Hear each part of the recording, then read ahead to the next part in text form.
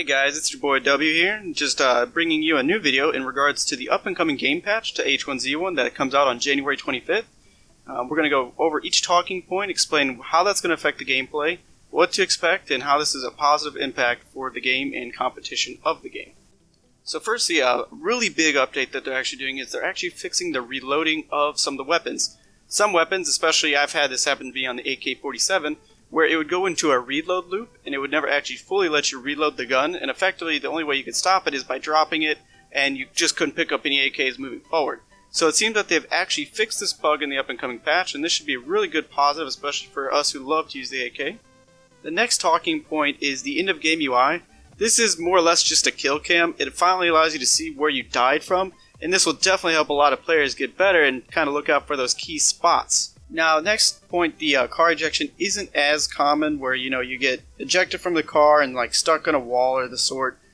It wasn't, again, very common, but it did happen, so it's glad to see that they are fixing that. The next big thing that they are actually addressing, and this is going to be wonderful, which was the infinite inventory bug. This allowed people to use this exploit to have a negative inventory of 20k or more. I think it's like negative 25k. Which you would effectively never fill up, and this allowed people to abuse and have more items than they really should have ever had to begin with. So the next section here is just speculative fixes. The biggest one that they probably really do need to address is crouch spamming. It's very common that you'll go on a one-on-one situation, you'll have someone continuously spam crouching, and that would not affect their accuracy but make them harder to hit. Looks like they're going to be changing that, making that more fair. Secondly, crouch blocks. That's when you go up to an object, you'd crouch up to an object, but then you couldn't stand back up unless you moved away. So I'm glad to see that they are trying to fix that as well. And then finally, the emotes. It's pretty common that emotes would get interrupted by basic actions, so now that they made them an actual thing that cannot be interrupted, or to be not interrupted, that should actually make them usable.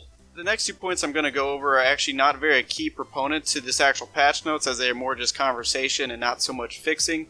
The good news is the EU servers were having a lot of stability issues over the holidays, so it looks like they should be upgrading the hardware and software for all of the servers, so hopefully less people get disconnected while in game, so that's positive. As for cheating seems to be, pretty hit or miss. You will find people who will cheat in this game, and all they're saying is that they're just going to take care of it, which is more or less just lip service until we see something done. Something notable coming up is if anyone uses the test servers to play with these new patches, it appears they are changing how they're going to be worked. They are going to lock them down to make them more used for development, while letting people slowly come on to test at specific periods of time. This is supposed to help them be able to reproduce bugs better in a controlled environment, so hopefully that improves the quality of the game, but I guess we'll see as it goes. And the next line just real briefly states that they're going to add more items that you can obtain from scrap.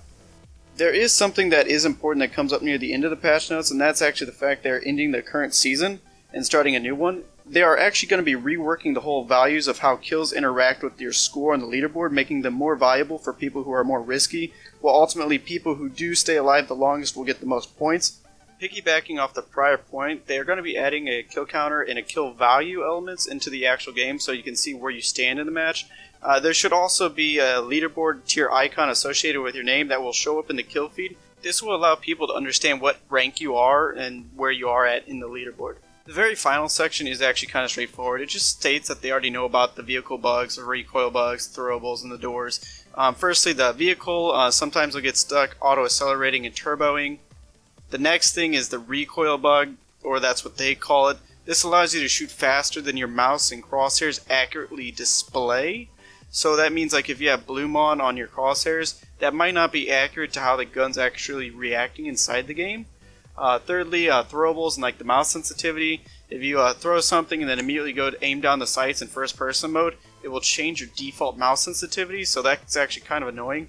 And the very final one is some doors appear to be closed for some people and open for the others, so it's something that they should be addressing and changing up in the future, but they have yet to do. So guys, that's all I have for you today. So if you leave a like or a comment, with some feedback, so I know how to better improve these, and if you guys like what you're seeing, or even subscribe, I'd greatly appreciate that. So again, that's all I got today, and W out.